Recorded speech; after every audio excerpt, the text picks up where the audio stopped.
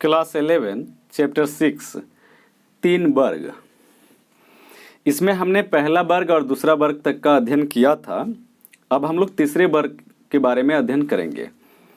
इस तीसरा वर्ग में किसान, स्वतंत्र और बंधक है।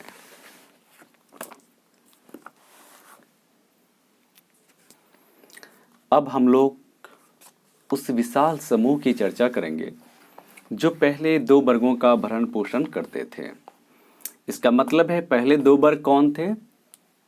तो पादरी नंबर 1, नंबर 2 सामंत, है ना, जिसे हम सम्रांत लोग कहते हैं।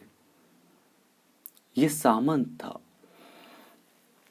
इन दोनों के लोगों का भरण पोषण, इनके घरों के कामकाज, खेतों के कामकाज, इनके सारी सुविधाओं के लिए श्रमिक की व्यवस्था यही तीसरा वर्ग पूरा करता था।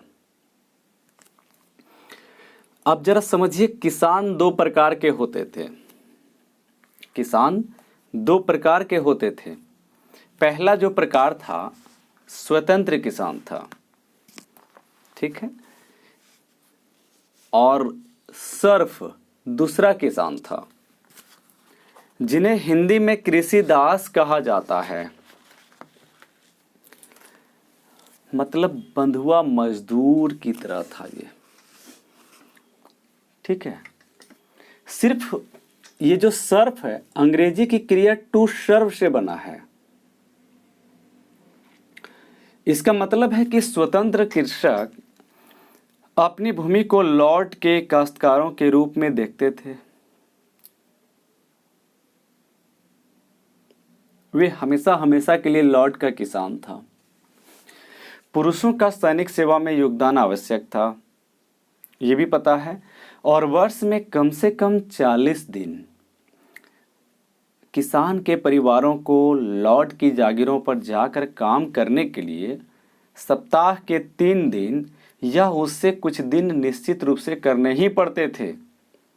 और इस श्रम से जो होने वाला उत्पादन था, जिसे हम लोग लेबर रेंट के नाम से जानते हैं या कहते हैं श्रम अधिशेष, यह जो श्रम अधिशेष था यह सीधे लॉट के पास जाता था। और इसके अलावा उनसे अन्य जो श्रमिक कार्य थे, जैसे मजदूरी वाला काम क्या क्या हो सकता है, तो गड्ढे खोदना, जलाने के लिए लकड़ियां इकट्ठी करना, बाड़ बनाना और सड़कें, इमारतों की मरम्मत के काम, ये सभी बिल्कुल मजदूर लोग किया करते थे। और कहेंगे कि इनके लिए कोई मजदूरी मिलती थी, तो ऐसा नहीं है। इनके लिए उन्हें कोई मजदूरी नहीं मिलती थी। खेतों में मदद करने के अतिरिक्त स्त्रियों व बच्चों को अन्य कार्य भी करना पड़ता था। इनके बच्चे भी काम करते थे, स्त्रियां भी काम करती थी।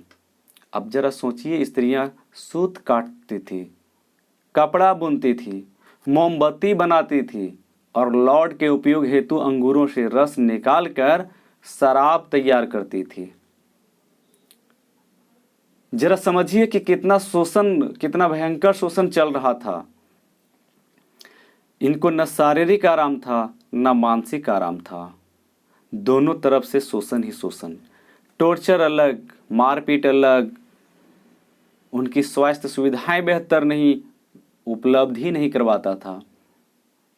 इसके साथ ही एक प्रत्यक्ष कर इन पर लगा हुआ था, टैली, जिसे राजा कृषकों पर कभी कभी लगाते थे। पादरी और अभिजात वर्ग इस टैक्स से मुक्त थे, यानी किसानों के ऊपर ही लगाया गया था, स्वतंत्र किसानों के ऊपर लगाया गया था। जो कृषि दास थे, अपने गुजारे के लिए जिन जमीनों का प्रयोग करते थे खेती करने के लिए, वो लॉर्ड के अधीन में था। इसलिए उनकी अधिकतर उपज जो थी वह भी किसको मिलता था? तो लॉर्ड को मिलता था, ठीक है।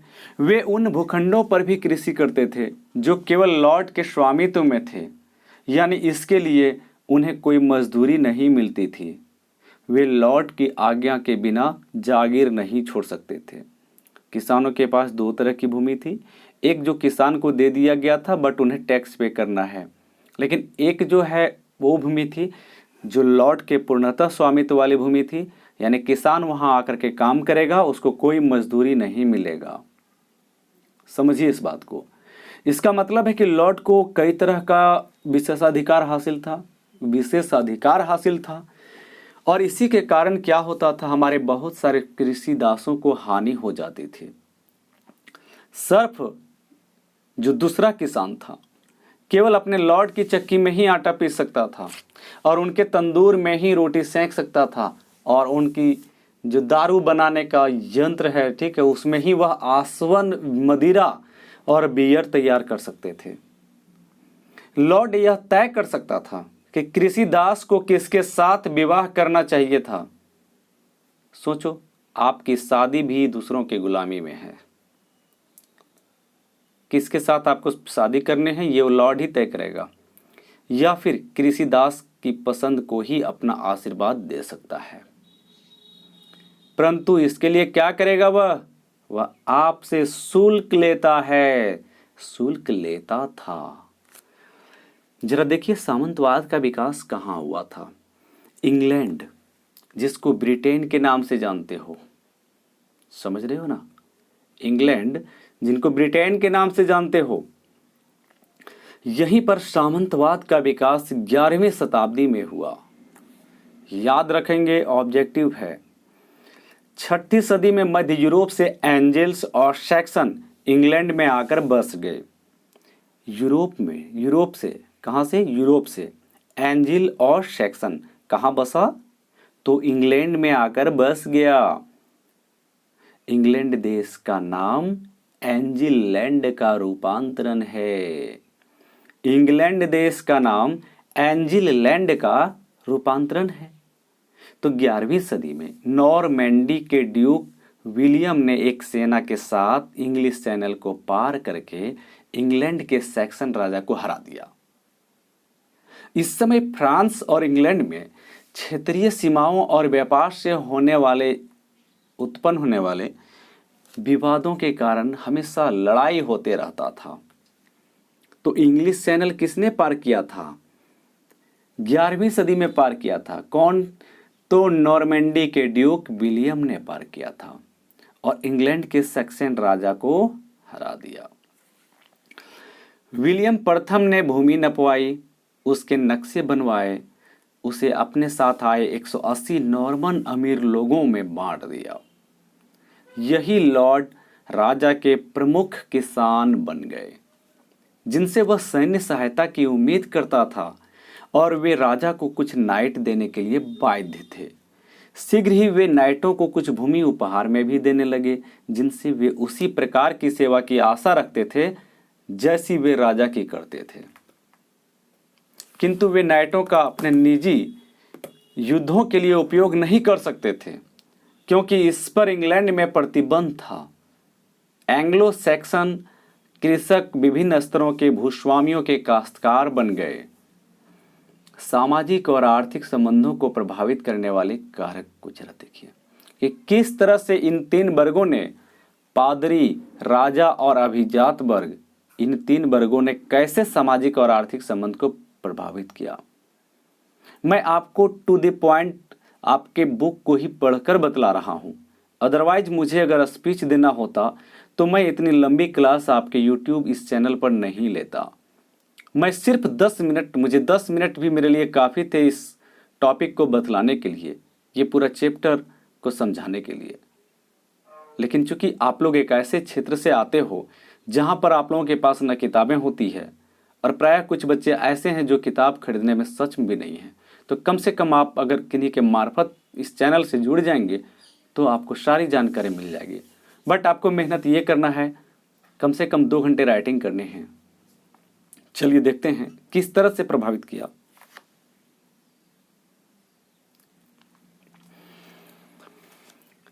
यदि प्रथम 2 वर्ग के सदस्यों ने सामाजिक व्यवस्था को स्थिर और या परिवर्तनीय पाया, पादरी, पोप और राजा, ठीक है, वे अपने आप को समाज में सामाजिक हैसियत में उच्च स्थान पर काबिज थे, ठीक है, संपन्न वर्ग में कहलाते थे, कुलीन वर्ग में थे, ठीक है। वहाँ बहुत सारी प्रक्रियाएं थी जो उनके हाथों में थी, बहुत सारी विशेषताएं थी जो अपने लिए बनाया, बहुत सारे अधिकार थे जो अपने पास रखा, बहुत सारे ऐसे प्रशासनिक नियम थे जिनको केवल अपने पास रखा, और बाकी सारी चीजें जो शोषणकारी वाली थी वो दूसरों के पास दे दिया। तो यहाँ पर पर्यावरण में परिवर्तन धीरे धीरे लगभग अदृश्य था। इंग्लैंड की बात कर रहे हैं, ठीक है। लॉर्ड और सामंत के बीच एक सामाजिक और आर्थिक संबंध कायम था। पर्यावरण कैसा था? 5वीं से 10वीं सदी तक यूरोप का अधिकांश भाग बड़े पैमाने पर जंगलों से घिरा हुआ था और इसी कारण से कृषि के लिए उपलब्ध भूमि बहुत कम थी। इसके साथ ही अपनी परिस्थितियों से यह संतुष्ट होकर कृषक अत्याचार से बचने के लिए वहां से भागकर जंगलों में छिप जाते थे, जंगलों में शरण लेते थे, जंगल को अपना आश्रय बना लेते थे। इस समय यूरोप में तीव्र ठंड का दौर चल रहा था, मतलब कड़ाके की ठंड पड़ रही थी। इससे सर्दियां प्रचंड और लंबी अवधि की हो गई।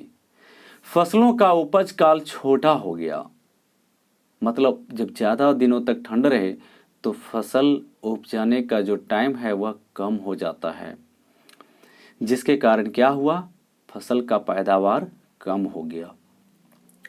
11वीं सदी से यूरोप में एक गर्माहट का दौर शुरू हो गया और औसत तापमान बढ़ गया, जिससे हमारे कृषि पर एक अच्छा प्रभाव पड़ा।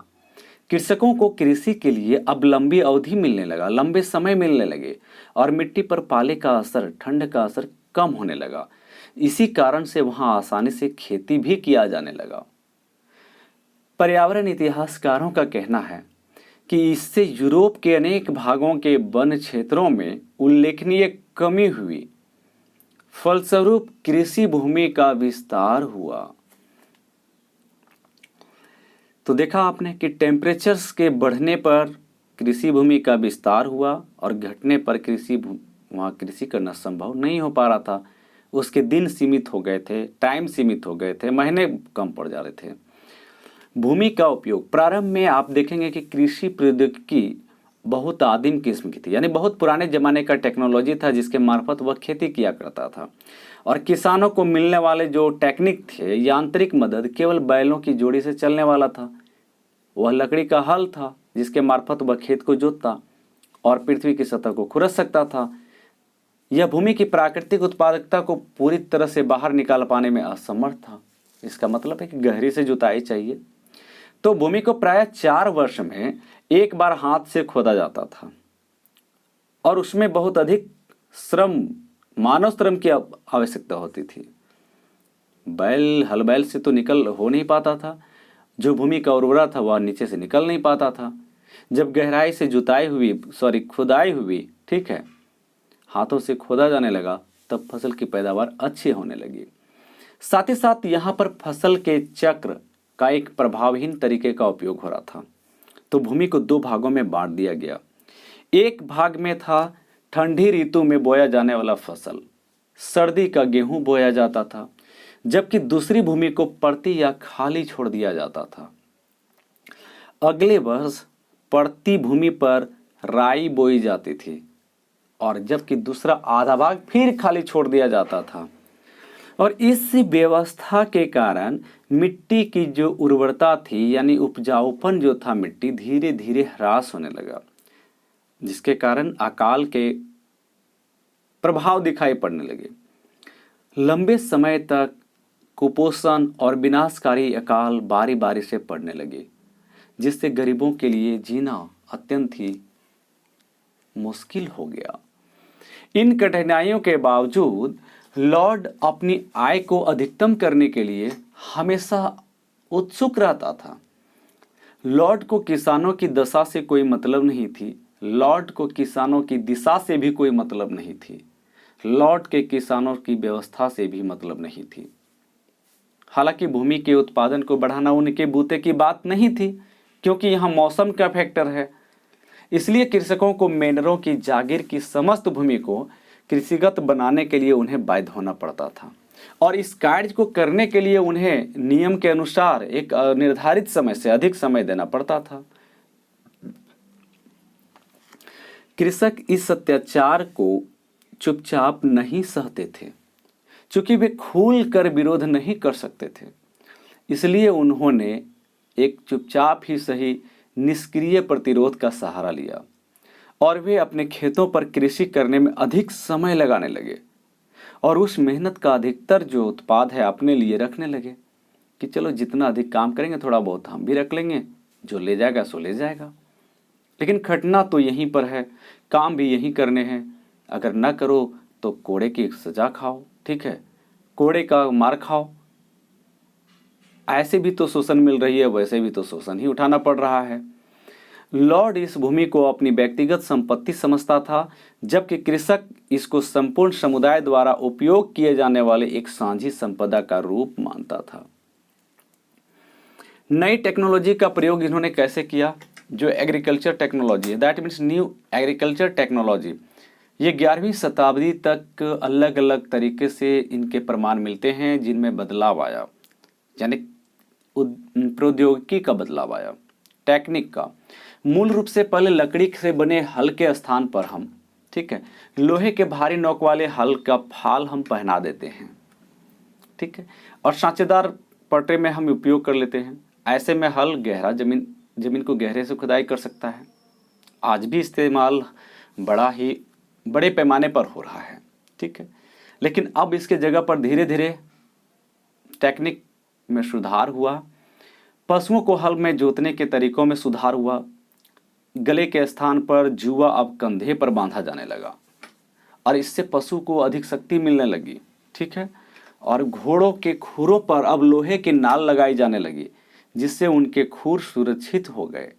नाल लगा दो, फिट कर दो तो खुर सुरक्षित हो गया, ठीक है। कृषि के लिए वायु और जल शक्ति का उपयोग होने लगा, ठीक है। यूरोप में अन्न को पीसने और अंगूरों को निचोड़ने के लिए जल शक्ति का और वायु शक्ति से चलने वाले कारखाने स्थापित किए जाने लगे। भूमि के उपयोग के तरीके में भी बदलाव आया। सबसे क्रांतिकारी था वह 2 खेतों वाली व्यवस्था से 3 खेती वाली व्यवस्था में परिवर्तन हो गया। इस व्यवस्था में कृषक 3 वर्षों में 2 वर्ष अपने खेत का उपयोग कर सकता था, बशर्ते वह एक फसल शरद ऋतु में लेता और उसके 1.5 वर्ष पश्चात दूसरी बसंत में बोता। इसका मतलब था कि किसान अपनी जोतों को 3 खेतों में बांट सकता था, ठीक है, 3 खेतों में बांट सकता था। वे मानव उपभोग के लिए एक खेत में ठंडी दिनों में गेहूं बोले या राई बोले या जो भी बोलना है, और दूसरा बसंत ऋतु में मनुष्य के उपभोग के लिए, ठीक है, मटर, सेम, मसूर और घोड़ों के लिए जौ और बाजरा बो सकते थे। तीसरा खेत पड़ती यानी खाली रखा जाता था, तो प्रत्येक वर्ष वे तीनों खेतों का प्रयोग बदल बदल कर करते थे। यही सुधार के कारण भूमि की प्रत्येक इकाई में होने वाले उत्पादन में बड़ा तेजी से बढ़ोतरी हो गया, और भोजन की उपलब्धता आवश्यकता से अधिक मात्रा में हो गई, ठीक है। मटर और सेम जैसे पौधों का अधिक उपयोग एक औसत यूरोपीय के आहार में अधिक प्रोटीन के लिए और उनके पशुओं के लिए एक अच्छे चारे का स्रोत बन गया। आज भी हम लोग मटर खाते हैं, लेकिन कृषकों को बेहतर अवसर भी मिलने लगे और वे अब कम भूमि पर अधिक भोजन का उत्पादन करने में समर्थ हो गए। 13वीं सदी तक एक कृषक के खेत का औसत आकार 100 एकड़ से घटकर 20 से 30 एकड़ तक रह गया था। कारण छोटी जोतों पर अधिक कुशलता से कृषि किया जा सकता था और उससे कम श्रम की आवश्यकता पड़ती थी। साथ ही साथ किसानों को अन्य कामों के लिए भी समय मिल जाता था। इनमें से कुछ ऐसे टेक्निक के बदलाव हुए जो अत्यधिक धन लगता था। किसानों के पास पवन चक्की या पन चक्की स्थापित करने के लिए पैसा नहीं था, ठीक है, और इसके लिए उन्हें पहले लॉर्ड द्वारा दिया गया। परंतु किसान भी कई अन्य क्षेत्रों में पहल करने में सक्षम रहे, जैसे कि वह खेती योग्य भूमि का विस्तार किए। उन्होंने फसलों की 3 चक्रीय व्यवस्था को अपनाया और गांवों में लोहार की दुकानें और भट्टियां स्थापित की, जहां पर लोहे की नोक वाले हल और घोड़े की नाल बनाने और मरम्मत करने के काम को सबसे सस्ती दरों पर किया जाने लगा। 11वीं सदी से व्यक्तिगत संबंध, जो सामंतवाद का आधार था, कमजोर पड़ने लगा, क्योंकि आर्थिक लेन देन अधिक से अधिक अब पैसे कौड़ी पर आधारित हो गए, यानी मुद्रा पर आधारित होने लगा। तो लॉर्डों को लगान और उनकी सेवाओं के बजाय नकदी में लेना अधिक सुविधाजनक लगने लगा, और किसानों ने अपनी फसल व्यापारियों को मुद्रा में यानी वस्तुओं से बदलने के स्थान पर बेचना शुरू कर दिया, यानी पैसे कौड़ी के रूप में बेचना शुरू कर दिया, जो पुनः उन वस्तुओं को शहर से बाहर में बेच देते थे। चाहे शहर में बेचते थे तो धन का बढ़ता उपयोग कीमतों को प्रभावित करने लगा, जो खराब फसल के लिए या खराब फसल के समय बहुत अधिक हो जाता था। उदाहरण के लिए इंग्लैंड में 1270 और 1320 के बीच में कृषि मूल्य दोगुने हो गए थे।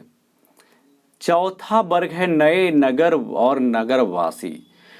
अब ये हुआ कि जब आपके खेतों में आवश्यकता से अधिक मात्रा में अन्न उपजाया जाने लगा, ठीक है, तो इससे हाट और बाजार विकसित हुआ और एक नए शहर बसने लगे, ठीक है। शहरों में जो लोग रहने लगे उसे नगर और नगरवासी कहते हैं, ठीक है। अब यहाँ पर काम करने वाले 3 क्षेत्र में मुख्य रूप से थे। एक तो जनसंख्या था शहरों की विशेषता में, और एक व्यापार थे, और एक नगरों का विस्तार था। तो यूरोप की जनसंख्या जो 1000 में लगभग 420 लाख थी, वह बढ़कर 1200 ईस्वी में लगभग 620 लाख हो गई, और 1300 ईस्वी में यह समझिए 730 लाख हो गई। अब इस बात को जरा समझिए कि रोमन ये जो है प्रक्रिया, बेहतर आहार का अर्थ लंबी जीवन अपन अवधि था। तो शहर में रहेंगे तो आप सुख सुविधापूर्ण रहेंगे, सारी सुविधाओं से लैस रहेंगे, ठीक है, शिक्षा हासिल करेंगे, व्यापार करेंगे, ठीक है, ये सारी सुविधाएं थी। लेकिन आपको एक चीज़ और देखना पड़ेगा कि पुरुषों की तुलना में स्त्रियों और बालिकाओं की जीवन अवधि उस वक्त छोटा होता था, क्योंकि पुरुष बेहतर भोजन कर लेते थे तो महिलाओं के खान पान की कमी हमेशा रहती थी, ठीक है। रोमन साम्राज्य के पतन के बाद उनके नगर उजड़ गए और तबाह हो गए थे, परंतु 11वीं सदी से जब कृषि क्षेत्र का विस्तार हुआ और वह जनसंख्या अधिक भार सहने में सक्षम हुई, तो फिर नगरों का विकास होने लगा, और जिन किसानों के पास अपनी आवश्यकता से अधिक मात्रा में खाद्यान्न होता था, फिर वे शहर की तरफ जाकर बसने लगे, छोटे मोटे काम वहां पर वे करने लगे। नगरों में लोग सेवा के स्थान पर उन लॉर्डों को जिनकी भूमि पर नगर बसे थे वहां पर वे टैक्स देने लगे, ठीक है। तो नगरों ने कृषक परिवारों के जवान लोगों को वैतनिक कार्य यानी वेतन पर काम करने की परंपरा शुरू की और लॉर्ड के नियंत्रण से मुक्ति की अधिक संभावनाएं प्रदान की। नगर की हवा स्वतंत्र बनाती है, नगर की हवा स्वतंत्र बनाती है। एक प्रसिद्ध कहावत थी, स्वतंत्र होने की इच्छा रखने वाले अनेक कृषिदास भागकर कहां नगरों में छिप जाते थे। अपने लॉर्ड की नजरों से 1 वर्ष या 1 दिन तक छिपे रहने में सफल रहने वाला कृषिदास एक स्वाधीन नागरिक बन जाता था। नगरों में रहने वाले अधिकतर व्यक्ति या तो स्वतंत्र कृषक थे या फिर भगोड़े कृषिदास थे, जो खेती का काम छोड़कर भाग गए हैं, जो कार्य की दृष्टि से यह कुशल श्रमिक थे, वो कुशल श्रमिक नहीं है। दुकानदार और व्यापारी बहुत ही संख्या में वहां पर थे। बाद में हुआ यूं कि जो विशिष्ट कौशल वाले व्यक्ति थे, जैसे साहूकार और वकीलों की भी आवश्यकता हुई, तो बड़े नगरों की जनसंख्या लगभग 30,000 होती थी। ये कहा जा सकता है कि उन्होंने समाज में एक चौथा वर्ग बना लिया था। आर्थिक संस्था का आधार था श्रेणी। प्रत्येक शिल्प या उद्योग एक श्रेणी के रूप में संगठित था, मतलब व्यापारियों का संगठन, सीधी सी बात है, व्यापारियों का संगठन था। इसके अलावा संगीतकारों को प्रीति भोज और नागरिक जुलूसों में अपनी कला का प्रदर्शन करने के लिए बुलाया जाता था, और सराय वाले यात्रियों को देखभाल करते थे। 11वीं सदी आते आते पश्चिम एशिया के साथ एक नए व्यापारिक मार्ग विकसित हो गए थे। स्कैंडिनेवियाई के व्यापारी वस्त्र के बदले में फर और शिकारी बाज लेने के लिए उत्तरी सागर से दक्षिण की समुद्री यात्रा करते थे और अंग्रेज व्यापारी रांगा बेचने के लिए आते थे। तो 12वीं सदी तक फ्रांस में वाणिज्य और शिल्प कला का विकास होने लगा था।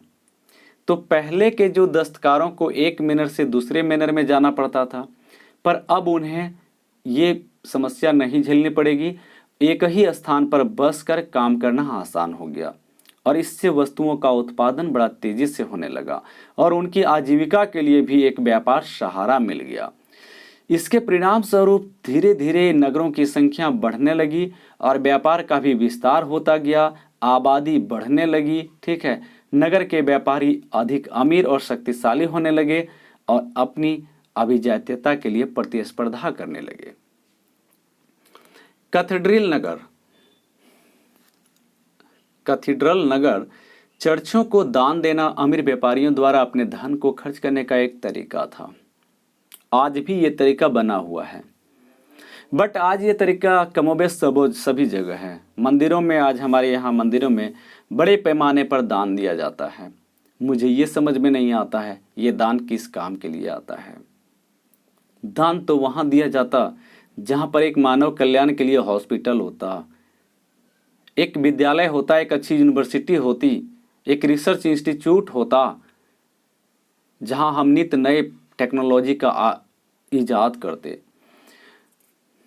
12वीं सदी से फ्रांस में कैथेड्रल कहलाने वाले बड़े बड़े चर्चों का निर्माण होने लगा। दरअसल ये देखिए, ये कैथेड्रल चर्च है, बड़ी और लंबी और गगनचुंबी इमारत के जैसा। ठीक है, इनको पूरा करने में कई साल लग जाते थे।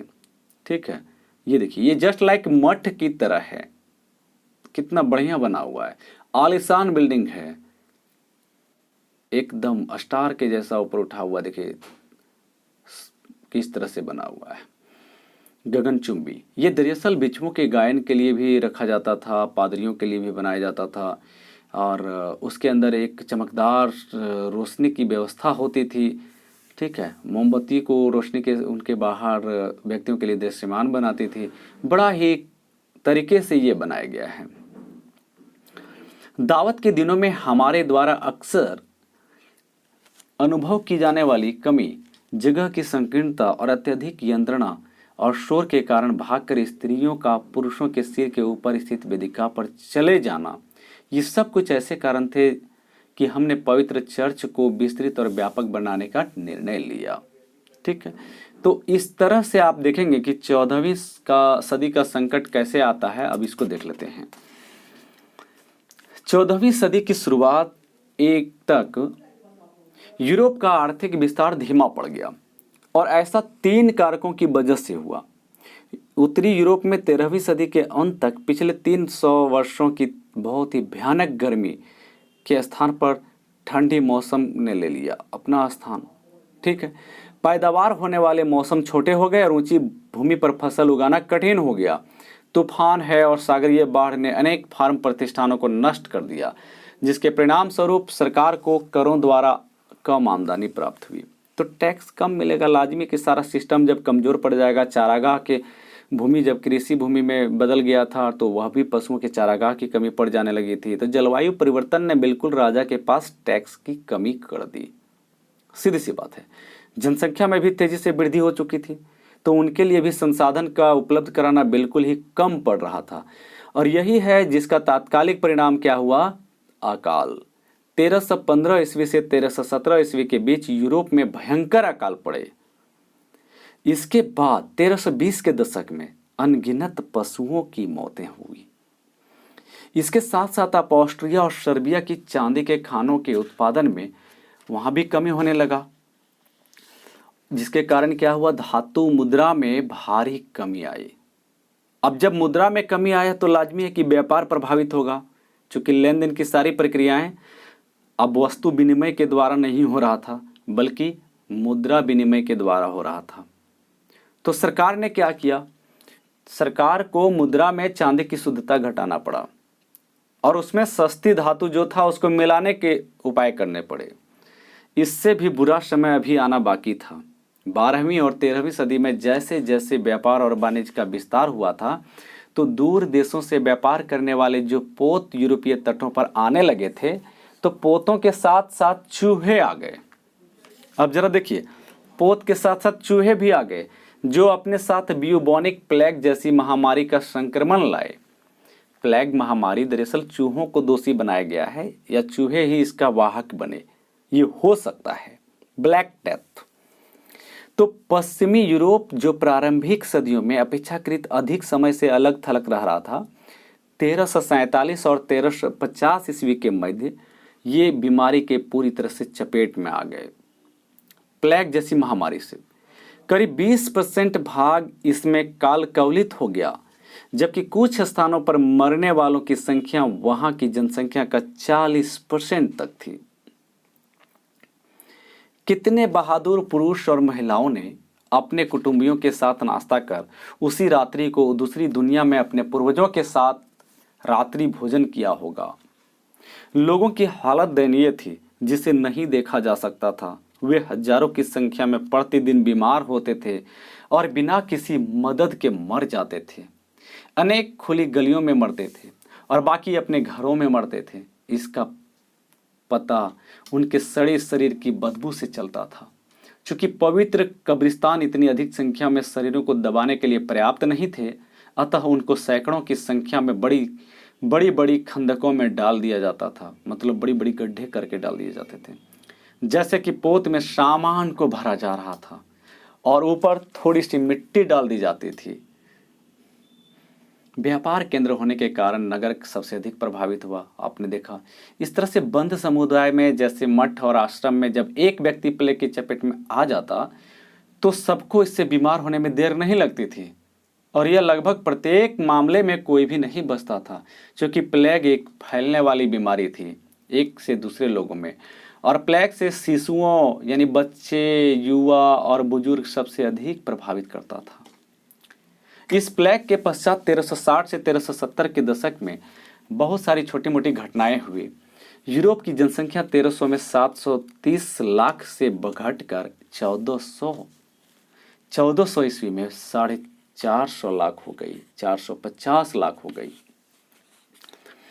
इस विनाश लीला के कारण, ठीक है, आर्थिक मंदी का प्रभाव आना शुरू हो गया और सामाजिक विस्थापन भी शुरू हो गया। लोग एक स्थान छोड़कर दूसरे स्थान पर जाने लगे। तो जनसंख्या में ये जो ह्रास हुआ, इसके कारण मजदूरों की संख्या में भी कमी आई। अब यहाँ उल्टा रिएक्शन मिलेगा। जब मजदूरों की संख्या में कमी आई तो कृषि के उत्पादन में बिल्कुल ही कमी आएगा। अब उल्टा समीकरण हो गया है, ठीक है, उत्पादन में कमी आएगा, जनसंख्या अधिक है तो खाएंगे कैसे। खरीदारों की कमी के कारण यहाँ पर वस्तुओं के मूल्य में भी कमी आने लगी। तो प्लेग के बाद इंग्लैंड में मजदूरों और विशेषकर कृषि मजदूरों की भारी मांग के कारण मजदूरी की दरों में 250% तक वृद्धि की गई कि सारे मजदूर आ जाएं और अपना काम करें।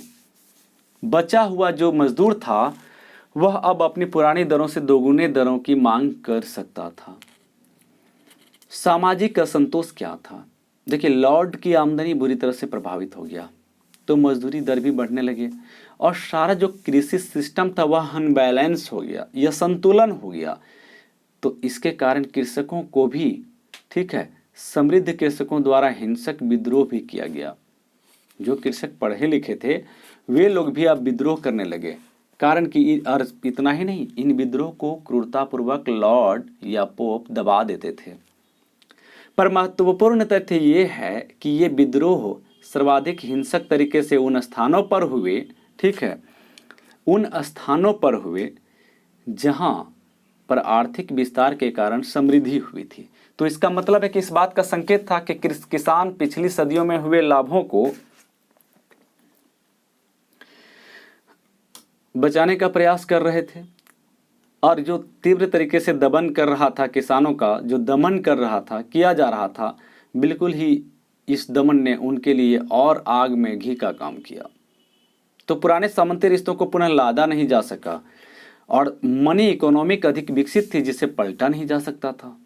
तो लॉर्ड विद्रोहों का दमन करने में तो सफल हो गया, परंतु किसानों ने यह सुनिश्चित कर लिया कि दास्ता के पुराने दिन फिर नहीं लौटेंगे। राजनीतिक परिवर्तन जरा देख लीजिए क्या होता है। राजनीतिक हलकों में जो विकास हुआ वह विकास और सामाजिक प्रक्रियाओं के साथ साथ होता रहा, यानी एक प्रक्रियाएं दूसरे से जुड़ी हुई है, चेन सिस्टम है। ठीक है। 15वीं और 16वीं सदियों में यूरोपीय शासकों ने अपनी सैनिक और वित्तीय शक्ति को बढ़ाया था, तो यूरोप के लिए उनके द्वारा बनाए गए नए शक्तिशाली राज्य उस समय होने वाले आर्थिक बदलावों के समान ही महत्वपूर्ण थे। इसी कारण इतिहासकार इन राजाओं को नए शासक द न्यू मोनार्क कहने लगे। फ्रांस में लुई 11वें, ऑस्ट्रिया में मैक्समिलन, इंग्लैंड में हेनरी 7 और स्पेन में रानी इसाबेला। इसी स्पेन में रानी इसाबेला का संबंध कभी ब्रिटेन से जुटेगा। ठीक है। और फर्डिनेंड निरंकुश शासक थे जिन्होंने संगठित अस्थायी सेनाओं का निर्माण किया और एक स्थायी नौकरशाही का निर्माण किया, राष्ट्रीय कर प्रणाली स्थापित करने की प्रक्रिया को शुरू किया। यहाँ तक ही ये नहीं रुके, स्पेन और पुर्तगाल ने यूरोप के समुद्र पार में जो एक व्यापार करने की संभावनाएं थी उसकी भी तलाशी शुरू कर दी। 12वीं और 13वीं सदी में होने वाला सामाजिक परिवर्तन दरअसल राजतंत्रों की सफलता का सर्वाधिक महत्वपूर्ण कारण था। राजतंत्र दैट मीन्स राजा का शासन, राजा के द्वारा चलाए जाने वाला शासन राजतंत्र कहलाता है। वहाँ सब सारे चीज़ों का सर्वेसर्वा राजा ही होता है। ठीक है। यानी उन्हीं की बात लागू होगी, उन्हीं के नियम लागू होंगे, कोई दूसरा के नियम बना नहीं सकता है। जागीरदारी जिसको वैसलेज कहते हैं और सामंतशाही वाली सामंत प्रथा के विलयन और आर्थिक विकास की धीमी गति ने इन शासकों को प्रभावशाली और सामान्य जनों पर अपने नियंत्रण बढ़ाने का मौका दिया। दैट मीन्स वे जागीरदारों पर अधिक नियंत्रण करने लगे और सामंतों पर भी अधिक नियंत्रण करने लगे। साथ ही साथ वे अपने बंदूकों की एक फौज, दैट मीन्स बंदूकों को रखने के लिए और बड़ी तोपों को सुसज्जित करने वाली एक सेना को भी प्रशिक्षित किया और इस प्रकार उन्होंने बंदूकों से प्रशिक्षित एक सेना को खड़ा कर डाला। अभिजात वर्ग का विरोध राजाओं की गोली के शक्ति के प्रदर्शन के समक्ष टुकड़े टुकड़े हो गए। अब अगर कोई विरोध करेगा तो इन गोली को बर्दाश्त नहीं कर पाएगा। करों को बढ़ाने से शासकों को बिल्कुल ही पर्याप्त मात्रा में कर की प्राप्ति हो रही थी, जिससे वे पहले से बड़ी सेना रखने में समर्थ हो गए। ठीक है। और अपनी सेना को रखने के कारण वे अपनी सीमाओं का रक्षा कर सकते थे, विस्तार कर सकते थे। किंतु बहुत सारी चीज है जो राजसत्ता के प्रति होने वाले आंतरिक प्रतिशोध को बढ़ावा दिया। लेकिन इसका मतलब यह नहीं था कि केंद्रीयकरण का अभिजात वर्ग ने विरोध नहीं किया। राजसत्ता के विरुद्ध हुए विरोधों का एक समान मुद्दा कराधान था। जो लड़ाई थी वह टैक्स पर थी। और इंग्लैंड में जो विद्रोह हुआ है, जिनका कालखंड है 1497 ईस्वी, 1536 ईस्वी, 1547 ईस्वी, 1549 ईस्वी, 1553 ईस्वी में दमन कर दिया गया। फ्रांस में लुई 16 में 1461 से 1483 ईस्वी के बीच इनका कालखंड है। कहता है को ड्यूक लोगों और राजकुमारों के विरुद्ध एक लंबा संघर्ष करना पड़ा। साथ ही साथ जो ऊंची कोटि के अमीर लोग थे और स्थानीय सभाओं के सदस्यों ने भी अपनी शक्ति की जबरदस्त हड़पे जाने का विरोध किया। 16वीं सदी में फ्रांस में होने वाले धर्म युद्ध काफी हद तक शाही सुविधा और क्षेत्रीय स्वतंत्रता के बीच संघर्ष था। अभिजात वर्ग ने अपने अस्तित्व को बचाए रखने के लिए बहुत ही चतुराईपूर्ण परिवर्तन किया और नई शासन व्यवस्था के विरोधी रहने के स्थान पर उन्होंने जल्दी ही अपने को राजभक्तों में बदल लिया। इसी कारण से शाही निरंकुशता को सामंतवाद का परिष्कृत रूप माना जाता है। वास्तव में लॉर्ड जैसे व्यक्ति जो सामंती प्रथा में शासक थे, लॉर्ड राजनीतिक परिदृश्य पर अभी भी छाए रहे। उन्हें प्रशासनिक सेवाओं में अस्थायी स्थान दे दिया गया, परंतु नई शासन व्यवस्था कई तरीके से अलग था। शासक अब उस पिरामिड के शिखर पर नहीं था जहां राजभक्ति, विश्वास और आपसी निर्भरता पर टिकी थी। वह अब व्यापक दरबारी समाज और आश्रयदाता अनुयायी तंत्र का केंद्र बिंदु बन गया था और सभी राजतंत्र, चाहे वे कितने भी कमजोर हों या शक्तिशाली हों, उन व्यक्तियों का सहयोग करना चाहते थे जिनके पास सत्ता हो, धन हो, ठीक है, ये सभी तो लाजिमी है। ऐसे वर्ग में अभिजात वर्ग के लोग आएंगे, व्यापारी वर्ग के लोग आएंगे, साहूकार लोग आएंगे। ठीक है, ये प्रायः क्या करते थे, राजाओं को भी धन उधार में दे दिया करते थे। किस लिए पता है? इसलिए कि राजा इसका उपयोग सैनिकों को वेतन देने के लिए करे। कभी पैसे घट जाते थे राजा को तो ये साहूकार और महाजन पैसा देते थे। शासकों ने इस प्रकार की राज्य व्यवस्था में गैर सामंती तत्वों के लिए स्थान बना दिया। फ्रांस और इंग्लैंड के बाद का इतिहास इन शक्ति संरचनाओं में हो रहे परिवर्तनों से बनना था। ठीक है, 1614 ईस्वी में बालक शासक लुई 13वां के शासन काल में फ्रांस की परामर्शदात्री सभा, जिसे एस्टेट्स जनरल कहते थे, जिसके 3 सदन थे, जो 3 वर्गों, पहला पादरी वर्ग, दूसरा अभिजात वर्ग और तीसरा अन्य का जो प्रतिनिधित्व करते थे, दैट मीन्स किसान, बंधुआ मजदूर, ये सब का एक अधिवेशन हुआ। और इसके पश्चात 2 सदियों तक 1789 ईस्वी तक इसे फिर से नहीं बुलाया गया। ठीक है, क्योंकि राजा 3 वर्गों के साथ अपनी शक्ति बांटना नहीं चाहता था, वह सर्वेसर्वा स्वयं रहना चाहता था। इंग्लैंड में जो कुछ हुआ वह बहुत अलग था। नॉर्मन विजय से भी पहले एंग्लो सैक्सन लोगों की एक महान परिषद होती थी। कोई भी कर लगाने से पहले राजा को इस परिषद की सलाह लेनी पड़ती थी और यह आगे चलकर पार्लियामेंट के रूप में विकसित हो गई, जिसमें हाउस ऑफ लॉर्ड्स, जिसके सदस्य लॉर्ड और पादरी हुआ करते थे। गठन तो हुआ है सदन का, लेकिन यहाँ पर सदस्य कौन होंगे, तो लॉर्ड होगा और दूसरा पादरी होगा। और एक था हाउस ऑफ कॉमन्स, जो नगरों व ग्रामीण क्षेत्रों का प्रतिनिधित्व करते थे, दैट मीन्स वे अमीर लोग शामिल थे।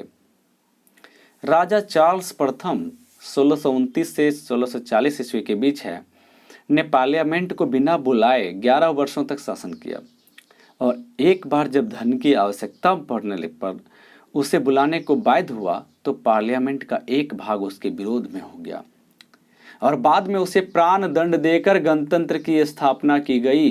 राजा को मृत्यु दंड दिया गया और राजतंत्र की पुनः स्थापना हुई, परंतु इस शर्त पर कि अब पार्लियामेंट नियमित रूप से बुलाई जाएगी। वर्तमान में फ्रांस में गणतंत्रीय सरकार है और इंग्लैंड में राजतंत्र है। इसका कारण यह है कि 17वीं सदी के बाद दोनों राष्ट्रों के इतिहासों ने अलग अलग दिशाएं अपनाई है। सोचिए जरा, आज इंग्लैंड में राजतंत्र की सरकार है बट वहाँ डेमोक्रेसी की तरफ वर्क हो रहे हैं। फ्रांस में गणतंत्रीय सरकार है। ठीक है, इस चीज़ को आप समझिए। फ्रांस के प्रारंभिक सामंती समाज के 2 लक्षणों का वर्णन कीजिए, मैं आपके लिए छोड़ रहा हूँ। जनसंख्या के स्तर में होने वाले लंबी अवधि के परिवर्तनों ने किस प्रकार यूरोप की अर्थव्यवस्था और समाज को प्रभावित किया। तो आपने देखा कि एक तरफ से सरप्लस प्रोडक्शन है तो टैक्स अधिक मात्रा में वसूले जा रहे हैं, और जैसे ही गिराव होता है तो टैक्स की वसूली के लिए किसानों पर शोषण और किसान फिर विद्रोह करते हैं। नाइट एक अलग वर्ग क्यों बने और उनका पतन क्यों हुआ, ठीक है, ये आपको बता दिया है। नाइट प्रशिक्षित घुड़सवार सेना को रखने वाले को कहते हैं। ठीक है, ये राजा की सहायता के लिए बना है। मध्यकालीन मठों का क्या अर्थ था, तो उपासना पद्धति, पूजा करना था।